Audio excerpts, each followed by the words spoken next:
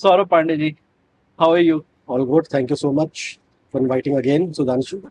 Yes, we are shooting this video second time. Second time. We Yeah. shot a podcast together and it went super well. How was your experience? My experience was also great, Mm-hmm. especially because you see that in the B2B space, Mm-hmm. little content, Mm-hmm. which is in the form of podcasts like these, and where we have been able to ponder upon various aspects of B2B marketing. So it has been a great experience. Mm-hmm. Hope to continue this further. Right. And today we are going to dive deep into B2B segment of marketing. Right. Now, I'll give you a context. I want to talk about personalization, how personalization works in B2B segment. I'll set the context. Hmm. Personalization in B2B segment works way different from how it works in B2C segment, right? In B2C segment, there are like one or two touch points, one or two decision makers, I would say. But in B2B segment, there are multiple decision makers. Now, if we divide those decision makers, it means there are multiple departments involved because it's B2B, and every department has a different requirement. Now, every department expects to have a very personalized approach, right? Product is same, but approach is different, right? So, how do you understand personalization in B2B segment? That's a great observation, Sudhanshu. So ultimately, personalization is all about data. Yeah. You personalize because you have a lot of data. Yeah. And data can be leveraged both in B2C and B2B. Yeah. In B2C, the difference is that you personalize at a very large scale. Yeah. And you anticipate an action because of personalization. Correct. From the consumer almost immediately. Yeah. Right? You show some personalized communication for a customer, and you expect the customer or the user to react fast to that. Yeah. In B2B, the reaction time is elongated. You do not do personalization in B2B to expect an immediate conversion action. Right. So you rightly say there are two challenges here. One challenge is that there are multiple stakeholders or decision makers. Correct. We need to personalize for each of them as much as possible. And we need to personalize over a period of time through various stages of decision making. Right. For each stage of decision making, the objective of personalization can be different, and the expectation for call for action is also different. Right. Right. That's how it is kind of differentiated in both cases. Also, unlike B2C, personalization is not as granularly at scale here. There is no need to be granularly at scale always. Right. When we create personalization in B2B, we create a framework. Right. Where we decide what kind of personalization is needed in the first stage when you are doing an outreach. And then as you go down, then you can have a more granular personalization, more one-to-one personalization coming in. Right? That's how largely the difference is. And you just mentioned data. My question is, or I would need to understand from you. So once we have data, so data means we have insights about what we are going to pitch. Right. We have data of that particular organization, or I would say the target audience. Right? It's B2B target audience. Plus, we have profile related data as well, because that's how we personalize the entire segment, right? How does data help in such segment at a very smaller level and at a very higher level? So let's take a step back. You're right that personalization is triggered because of data. Yeah. Now, data can be of different types. Right? There are various lenses through which we can look at personalization. The first lens is third-party data. All right. Right. So data that you get from third-party sources like Bombora, G2, ZoomInfo, Sixth Sense, what have you. Right. That data is valuable data because it has intent integrated into it. Correct. But you need to invest money to access that data. Exactly. Right. And it's a great way to begin your communication because you directly access users with certain intent, and you can target your segments or personas in a personalized manner right from the first stage itself. Right. The catch here is that while you're investing money to access that data, which is expensive, you also invest money to outreach. Exactly. Right? You need to invest money on media to outreach all these data points. Right. And thirdly, you need to keep investing the money through the period All right. of decision making. It's not a Mhm. one time investment, right? Which makes it super expensive. Mhm. Another hiccup here is that since the decision making takes time, the data can decay over time, Oh, which okay. makes it hard for us to personalize Mhm. always in a seamless fashion. Okay. And lastly, when the users engage with your communication and Mhm. come back on your platform, on your landing page, etc., it's another complex challenge to resolve the traffic Mhm. into a known user. Right. You don't know who has come, Correct. right? While you knew who I am targeting in the first stage and personalized, but when the person lands on your page Mhm. or multiple people land, you do not, or you have a very complex mechanism to identify who that person is. Correct. Right? For that, you need to have a CDP in place. Mhm. You have to have a DMP in place. Mhm. You need to have a identity resolution management system in place. Mhm. You need to have specific skill sets in place. Mhm. So overall, data-driven personalization, especially in this format, Mhm. is not only expensive, it's also very complex, Okay. often not very accurate as well. Right? Mhm. The second aspect of data-driven personalization is the first-party data. Okay.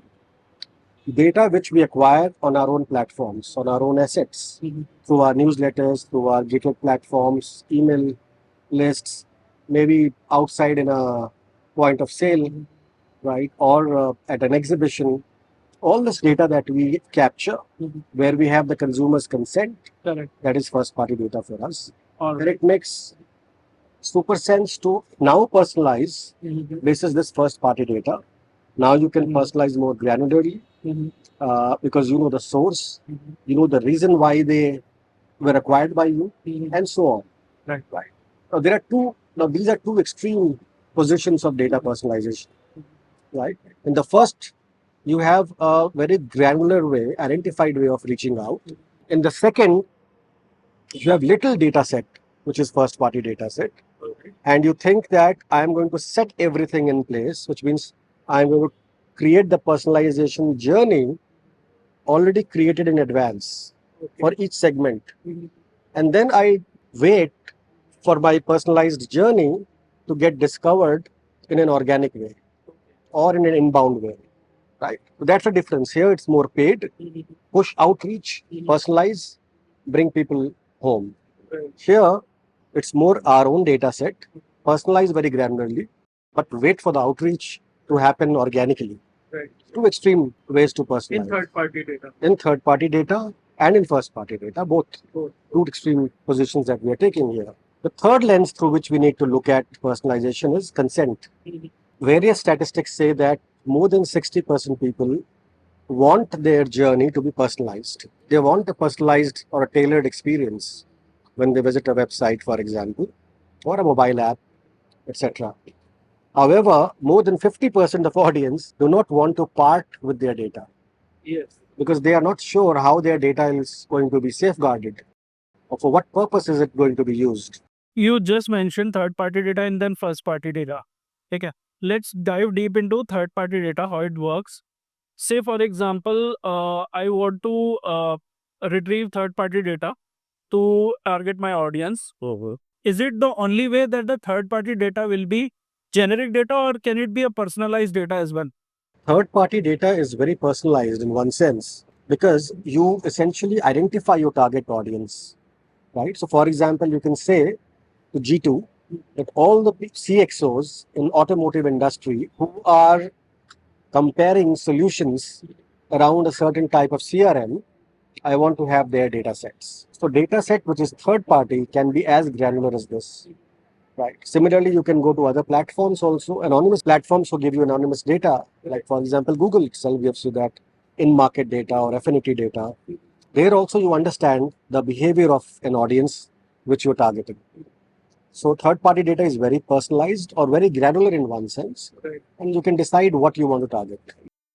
But they always have, like, when we mine the data or whenever we get the data, uh, every data has a different behavior, Right. right? How to cater to that behavior, how you personalize your campaigns, how you personalize your content strategy according to their behavior, because their behavior is always different. Every set of data is behaving like absolutely differently, correct? Right? So how to personalize it? So that's a great question, and which is why I propose the framework that you need to have a hybrid mix of personalization. You need to have some amount of third-party data investment because that helps you in outreach to a very targeted set of audience set. So you may say that I want to reach out to different stakeholders within a certain firm, certain account, right? And you can do it at scale. So you can say that I want to reach out to all the CFOs, CIOs, and CEOs across these 5,000 accounts, right? You can get that data, right? The challenge begins after that. Okay. So what I propose is that when you start your outreach, the personalization should be at an account level at best or an industry level, so that users get a feel of what is in store for them when they go deeper into the journey.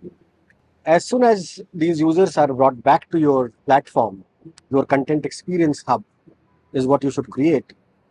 And that should be personalized for each stakeholder or each type of stakeholder, right? So for each industry, for each function, I can have one journey already created in advance. As soon as they land on that content hub, I need to personalize now basis their behavior. Okay, and that's kind of a dynamic personalization that can happen. So while you have created a personalized journey in advance without knowing the behavior, you can add another layer of personalization now, which is basis behavior right after this. So for example, when people land on your content hub and they start engaging with or consuming your content, you have various ways to fetch their intent data. Okay. Right? So you know what kind of content this person is reading. That person may be anonymous. I don't know who that is, but I know that the person belongs to this industry, belongs to this function, right? And this size of organization. And now they're interested in this kind of content. Okay. Maybe they are trying to read a white paper, right? And then I can dynamically push a message to them, which prompts them to go to the next level in the journey. So, would you like to see how multiple solutions stack against each other? Can be a prompt or a message that is dynamically triggered within the content hub for them. When they click, they reach out to the next stage of the journey, and there again another prompt, right? And each stage there is a CTA. They can download the white paper, they can view the video, they can use a calculator, and I'm dynamically prompting them to do that, right? When they come back again, then I have a lot of past data also with me, and I can again collect this entire data and show them another set of personalized message for a certain action to be taken, right? That's the objective of personalization, that I want you to take an action, but not a conversion action immediately, but step by step, right? So that is how dynamic personalization can also happen. Okay. One more aspect. A lot of times in B2B, there are various touch points, right? People will engage with your communication on various platforms and within your own ecosystem of content as well, right? And you need to bring all that data together from different sources and then personalize even better. Various like different behavior leads to different content structure, right? Right. And that leads to different call to actions, right? So this is the process: behavior, content structure, and call to actions. How important it becomes for a marketer to understand which call to action will work here and which call to action will not work here, because every department is equal to touch point, and every touch point has a different call to action. Right. So ultimately in marketing, wherever we create a communication, we have to think why we are creating that communication. That why is the answer for what should be the CTA. Right. For each stage, I need to first ask a question to myself. Why am I creating this stage? Right? Why do I want a person to come onto this stage? What do I want them to hence do here? And hence with outcome. That outcome anticipation is going to create the CTA for them. If I want them to come to a stage where I want them to understand what are the key pain points in their industry right now, which they should be familiar with, Right. then my objective or CTA cannot be that I need a lead form from them. My outcome is that I need to prompt this person to go deeper now from here on, right? And for that to happen, I need to create micro CTAs across the journey. A micro CTA will be that I need to read that white paper, I need to download that white paper, or if it's a webinar, the CTA would be watch the webinar. Okay. Right. After that, it could be, do you have any questions? Right. Do you want to play with a ROI calculator? Okay. Right. Do you want to see what kind of best practices exist in the market? Right. Do you want to see how someone elevated this challenge, this problem by doing this? So these could be multiple CTAs, each depending on the type of content that I am using and the type of stage that I have configured for that person. So can you take some examples how behavior works in the entire process? See, what happens in B2C, for example, is that a lot of time your audience is logged in, right? For example, if you look at Netflix or Amazon, you will see that behavior driven personalization is successful because a lot of people are engaging and they're logged in. System has a lot of data about you. Often in B2B, we don't have the situation where a lot of people are logged in. Imagine if you're going to the platform of SAP, right? Or any other such IBM or Oracle. More often than not, you are not logged in, right? You are looking at case studies, white papers, looking at what they provide, what are the customers saying. But more often than not, you're not logged in, and hence personalization becomes difficult or not so granular there or behavioral driven at times. But one great example for B2B is for existing customers. For example, if you're an existing customer of an industrial product and you log into their website because you're a customer, now basis your negotiated price, all the marketplace products, the prices dynamically change to show prices which are applied for your organization only, not a generic pricing, right? Similarly, based on your last purchase, you're also shown a lot of information around when you need to replace, when you need to upgrade, right? When is the time to rebuy, right? So that level of personalization happens when you are logged in. Often in B2B also it happens when you are logged in and you are looking at more personalized experience, right? So that is one. Second, when you are not logged in, then I already told you how dynamically personalization can happen basis the prompts that you can provide or personalize the entire content. For example, it's very common in emailers. So emailers, when we do B2B targeted emailing, we put tags on each content block, right? And depending on the tag that an audience has, the block's content changes dynamically while they receive the emails, right? Similarly, when they come onto the platform, the banners are personalized basis their last behavior or past behavior, their function, their industry, etc. Or the banners can change dynamically. Often nowadays we're also experiencing AI chats, chatbots, who can also sense where this consumer is coming from through IP and other data that we've already stored. And we understand what was the last conversation we had, what was the last piece of information that this person consumed, and hence what that person should consume now, and what is the direction forward now. So that level of personalization without logging in B2B is also getting seen nowadays. You just mentioned about prompting. Hmm. Then you mentioned about AI, Right. right? 3 years back, there was no AI, right? And now AI is used at a scale. Like everything is happening through AI, right? Uh, when something happens at a very large scale, it gets generalized, right? Correct. So, my question is AI really helping us in personalizing the entire structure, or it just generalizes it and we do manually personalize it? See, so AI is driven by data. In B2C parlance, they have a lot of data of consumers, right? Not just a lot of data, they have a lot of real time data as well with them, right? Basis which AI can actually personalize the experience for each person. right? That can happen. And that is the beauty of AI, that instead of generalizing the communication for everyone, AI can actually personalize the communication for everyone, for each audience. For example, you might have seen an ad of Shah Rukh Khan, where Shah Rukh Khan is actually promoting a certain FMCG product, Right. but also taking the name of a certain dealer or distributor within a certain location. Correct. So when that ad on YouTube was shown in Delhi, and within Delhi, let's say Dwarka, Right. he would take the name of a dealer or a distributor or a reseller, and that makes the communication personalized. And it was personalized for thousands of them. So each communication was different in that sense, and that was through AI. Right. Right? Now, within AI, you need to understand that AI largely does two things. One is prediction, Correct. right?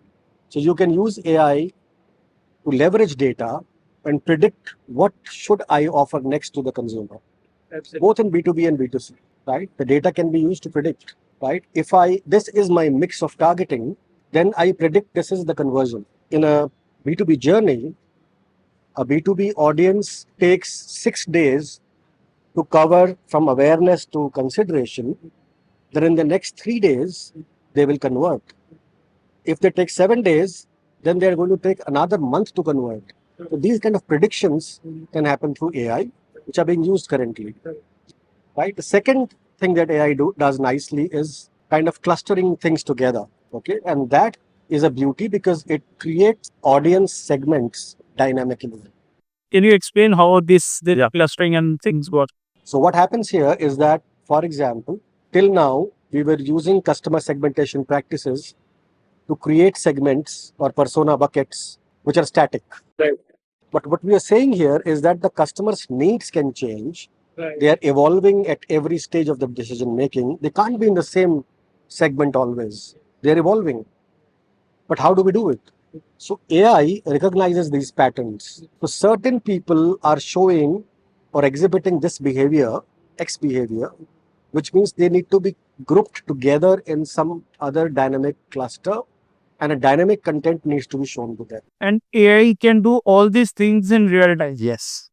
It can be done in real time, although there is some kind of latency in terms of content that you can show. For example, on a very simplistic way, in YouTube, you have a mechanism to advertise in a series of sequence. Say that, okay, show me this ad as sequence 1, this ad as sequence 2, this as sequence 3. For people who have watched 1, they will see 2, they will see 3. A very simplistic way, this is also AI driven. But how quickly you serve that content is something that is still not very robust right now. But in terms of recognizing the patterns and clustering all the people who are exhibiting a similar pattern together at a certain moment in a certain location as one group, and then showing them a personalized offer, that is done by AI today as well. What is your source of information?